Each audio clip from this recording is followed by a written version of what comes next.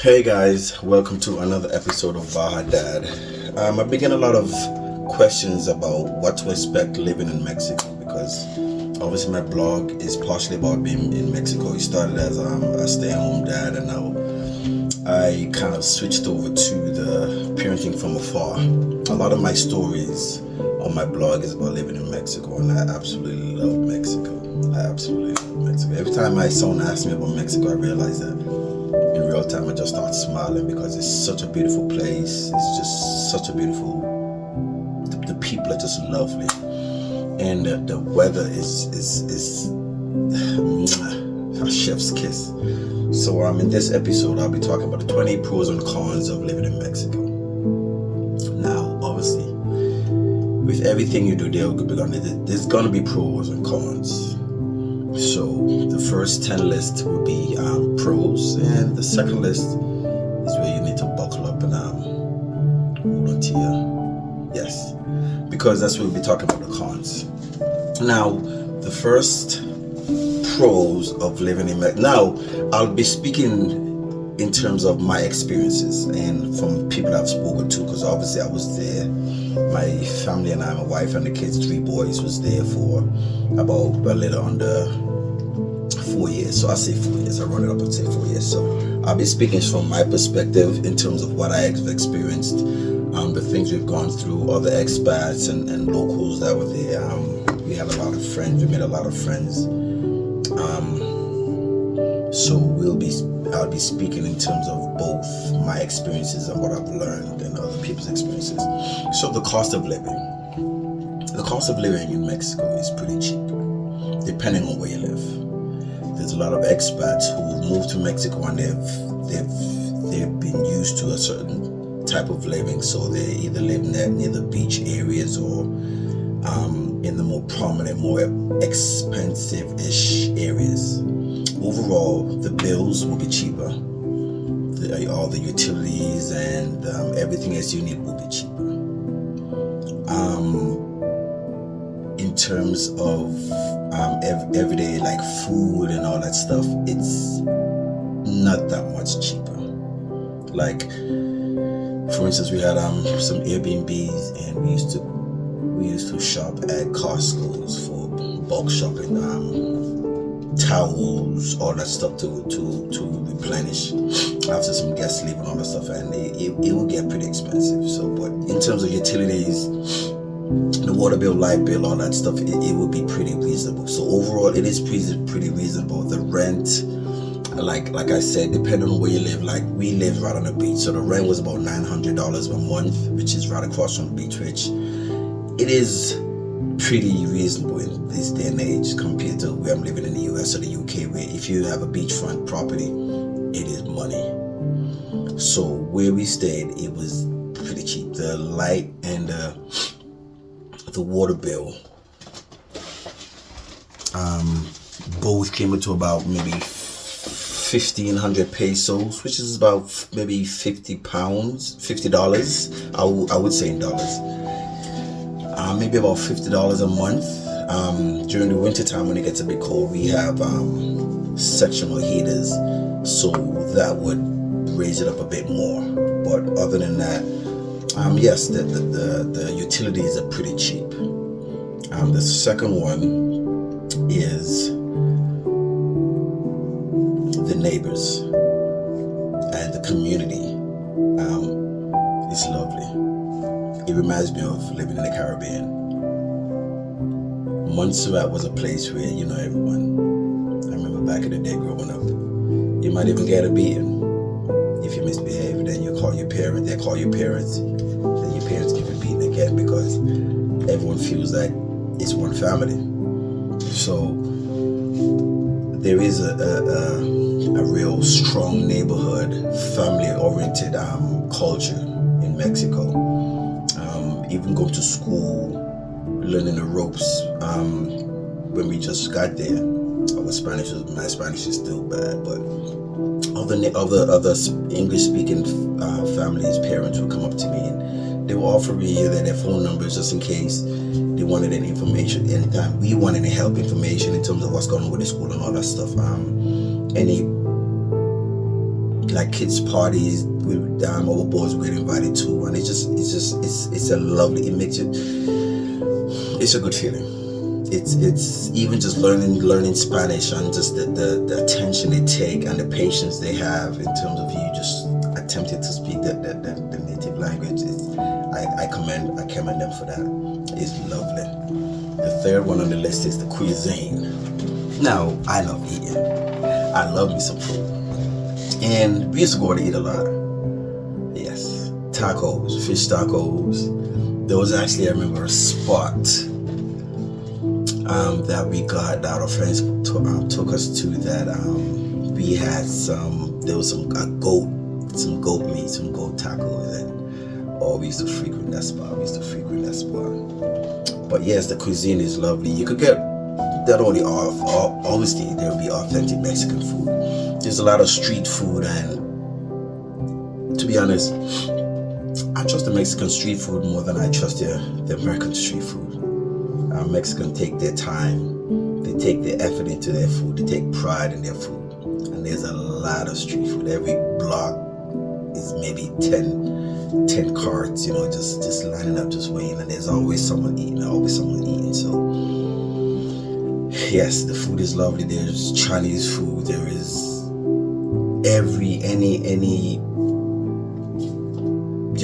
national type of food there is there, and it's authentic, proper food. There's buffets, it's lovely. The food is lovely, it's tasty, it's just the way it's presented, it's lovely, and it's known to have this allure. So yes, the food is definitely a pro. The weather, that's another lovely thing. The weather is beautiful. I can't speak enough about the weather. I stayed in Ensenada for most of the time. We stayed in Ensenada for the majority of the time, and it was lovely. The weather was lovely all year round. December, it got a bit chilly. A little sweater, a little hoodie, would be sufficient. But overall, t-shirts during the day, a little sweater at night, a little space heater for a little comfort, We stayed in Mexico. Initially, when we went to Mexico, we went to Mexicali, and it was in December. It was like 90 something degrees. Now that's desert. That's desert. So yes, it gets hot. Mexico City, it gets hot. It stays hot. But where we stayed was close to the California Tijuana border, so obviously we get some of the US weather and all that stuff, so it gets a bit chilly during the winter seasons, January, February type weather. So yes, diverse places to live. So like I said before, some of the expats, they will live in a certain area where, depending on their budget, obviously, but they will be living in a more prominent area, while there are more, what's the word you would use, budget friendly places. Mexico is a huge place, so there's Puerto La Vallarta, well, that's more of a touristy area, but even just like in Mexico, or like we used to go to Jalisco every year for Elisha's school debate, and that's on the mainland. Mexico is huge. Jalisco is one of the biggest states in Mexico, and it's the diversity is lovely. It's just like everywhere else, pretty much. It's there is foreign, like there is just places, there is different type of neighborhoods if you want to live close to each other, but then again it's all about the budget.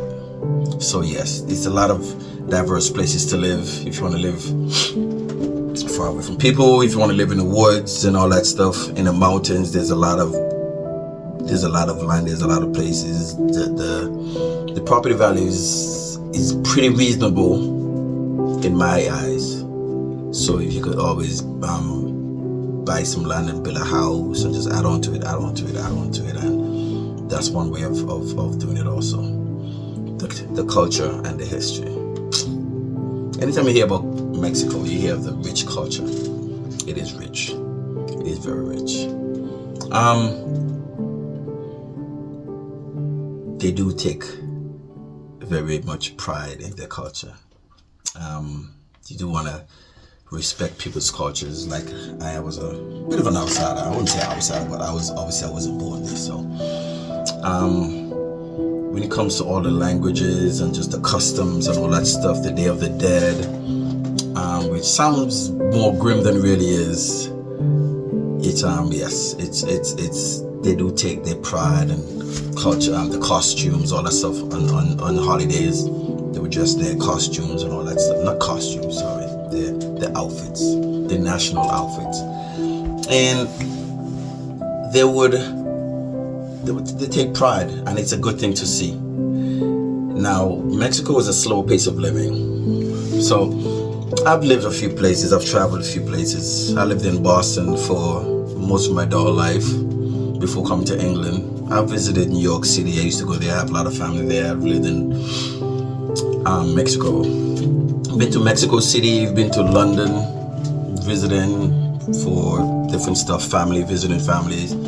And it is, Mexico is a lovely place to, after you've done all that, when you're getting, I won't call myself older, more seasoned maybe. But yes, when you've had enough of the busy lifestyle, when you want to just slow down, relax, be able like a more family-oriented person, to want to just relax and just enjoy family life, maybe just have one job, or maybe still working from home, or whatever it may be, just a slower pace of living. You can enjoy yourself, go fishing. I used to take the boys fishing once in a while, maybe just going like boat tours, take them away to another town, a couple hours away driving, just different sights, different sounds, different experiences. And that's what it's all about, being a family, being a dad. They could just do that stuff for your family. It's just a lovely feeling. But yes, it's definitely a slower pace of living, and I love it for that. The access to domestic help, it is easier in some aspects and it's bad in the other aspects. In the other half of the video, I'll explain to you why it is easier and why it is harder. Now, the house that we lived in, we didn't have to put any of the bills in our names. We just go up, give them the bill, we just pay it, whatever it is, and that'll be it. For 4 years, that's all we did. As long as you have the account number or whatever it is, you don't need no verification for, to put money on the bill, because obviously if you want to put money on someone else's bill, they'll accept the money regardless. So if you want to scam yourself doing someone else a favor, it is what it is. But yes, so in that aspect, it is for us getting a house to rent was pretty easy. We stayed on an Airbnb, and then we stayed in a long-term rental, and we didn't have credit there, but we put a deposit down. I guess we looked trustworthy. We showed them some work history and all that stuff and whatnot. We put a deposit down, and that was pretty much it. As long as you found a place that you wanted to live, and that was it, So yeah, in terms of easy access to domestic and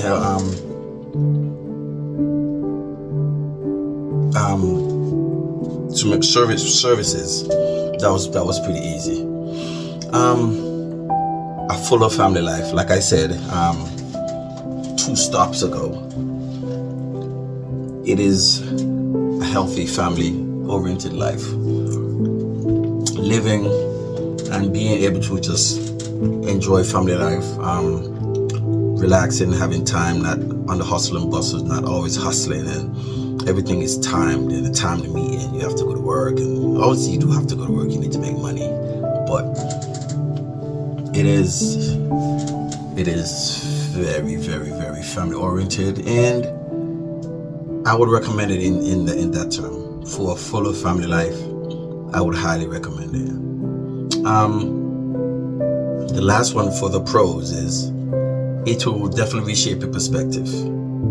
Now, coming from the US and from the UK, the accessibility for bills, it's a big thing down there. There was an instance when we didn't pay the electric bill and we was out of electricity for about 24 hours for 2 days. For a day. It felt like 2 days. So the bill came, and for whatever reason we didn't get it. And we were late on the payment. And although we paid it,